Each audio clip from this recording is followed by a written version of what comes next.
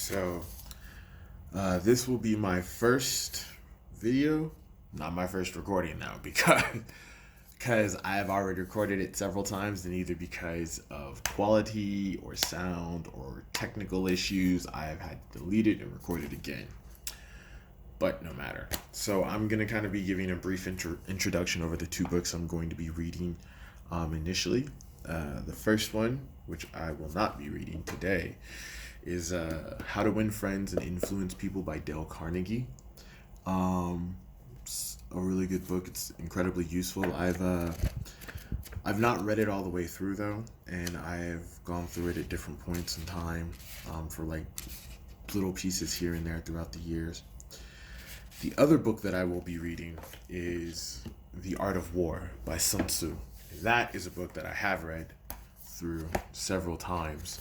I think I got my first copy given to me by my father when I was 14, 15, somewhere around there. And it's something that I kept with me even throughout my brief time in the Marine Corps, for 2 years. I had it then most of the time until another fucking Marine decided to be a fucking piece of shit for like no reason.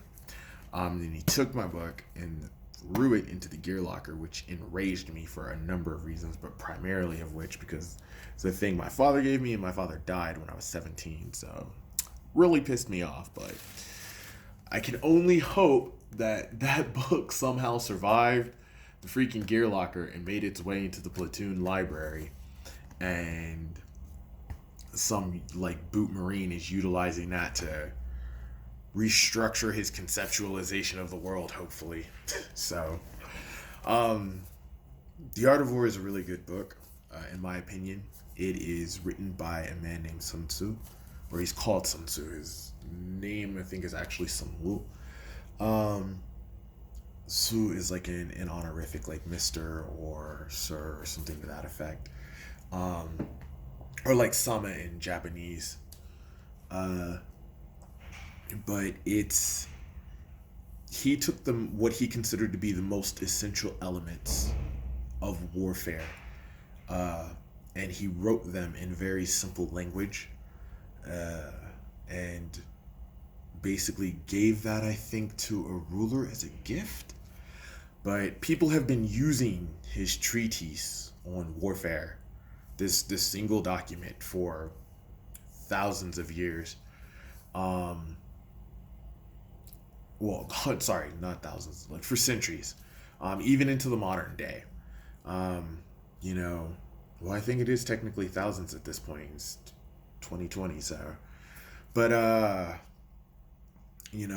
knew commanders and generals who used it. I've read it and used its lessons to improve my life, both personally. And it's something that you can utilize across several dimensions. You can utilize it.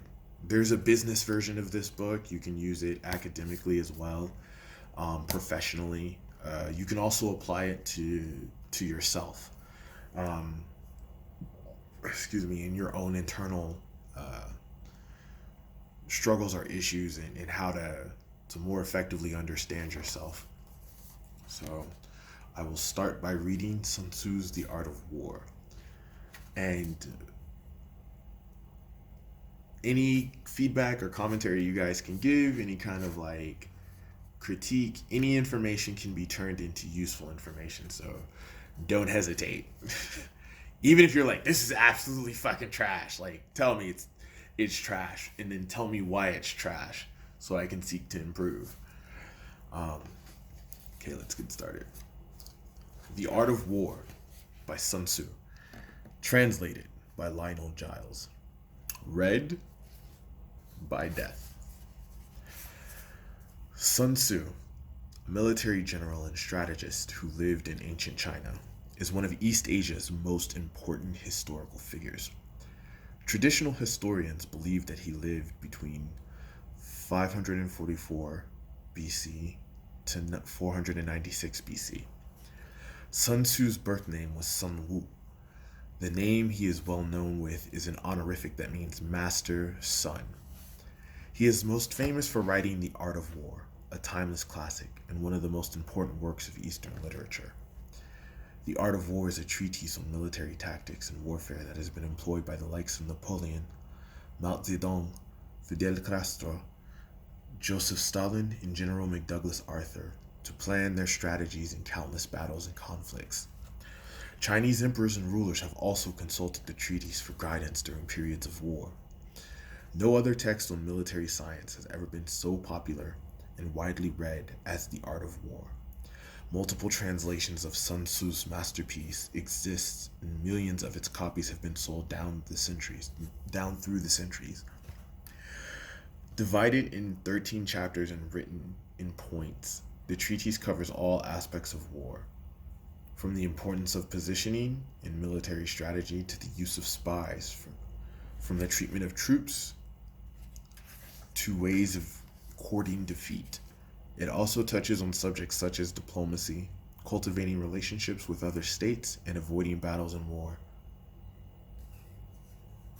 The teachings of this ancient text remain relevant even today, even more than 25 centuries after it was written, as its instructions can be applied to any field where competition is active and rampant. For instance, business leaders all over the world have made use of Sun Tzu's strategies to get ahead of their competitors. In fact, devoted followers of Sun Tzu have written books about how his theories can be applied to gain an advantage in modern free markets. The treatise is of interest not only to scholars, historians, and Orientalists, but to everyone who is interested in the history and culture of Asia, and especially China.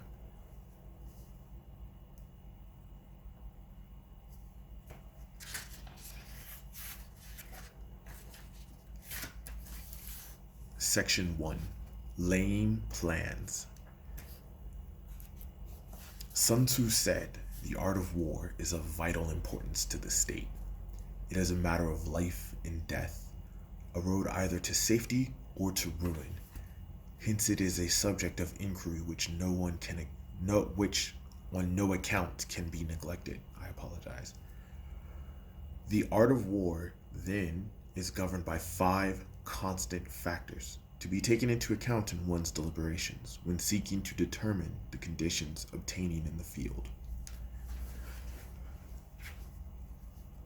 These 5 factors are the moral law, heaven, earth, the commander, method, and discipline.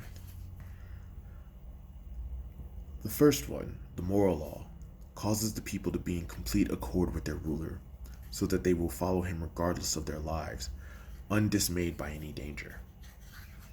The second, heaven, signifies night and day, cold and heat, times and seasons. Third, the earth, comprises distances great and small, danger and security, open ground and narrow passes, the chances of life and death. 4. The commander stands for the virtues of wisdom, sincerity, benevolence, courage, and strictness. And the 5th and last is method and discipline. Method and discipline are to be understood as the marshaling of the army in its proper subdivisions, the graduation of rank among the officers, and the maintenance of roads by which supplies may reach the army, and the control of military expenditure. These 5 heads should be familiar to every general. He who knows them will be victorious. He who knows them not will fail. Therefore, in your deliberations, when seeking to determine the military conditions, let them be made on the basis of a comparison in this wise. Which of the 2 sovereigns is imbued with the moral law? Which of the 2 generals has the most ability? With whom lie the advantages derived from heaven and earth? On which side is discipline most rigorously enforced? Which army is stronger? On which side are officers and men more highly trained? In which army is there greater constancy both in reward and punishment? By means of these 7 considerations, I can forecast victory or defeat. The general that hearkens to my counsel and acts upon it will conquer. Let such a one be retained in command.